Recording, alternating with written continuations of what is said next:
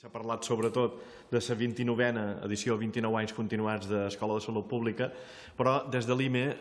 volem parlar també d'una altra consolidació, que és la de l'espai on es fa, que és el Llatzeret. El Llatzeret ha passat a mans del Consell. Durant aquests 3 anys que duim de mandat s'ha fet una feina de projectar què ha de ser el Llatzeret, i des de l'IME i des de responsables de l'Escola de Salut Pública se tenia molt clar que el primer aspecte que s'havia de salvar o que havia de tenir projecció futura en el Llatzeret era justament de consolidar-lo com a espai de trobada científica, com a espai de recerca, com a espai de formació. L'Escola de Salut Pública és el mascaró de proa d'aquesta vocació. Afortunadament ja hi ha altres propostes, altres idees de desenvolupament que faran que també el Llatzeret sigui compatible amb altres usos dirigits a tots els públics, fins i tot inclosos els usos turístics, però aquesta idea que el pal de paller del Llatzeret sigui la perspectiva de recerca i de formació, crec que la presència i la continuïtat de l'Escola de Salut Pública ho garanteix, i per tant des de l'IME n'estem molt satisfets.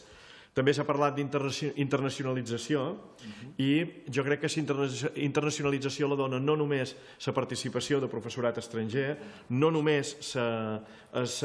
incorporació en el programa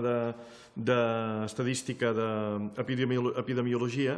sinó també el contingut de l'Escola de Salut Pública, que té una visió molt global.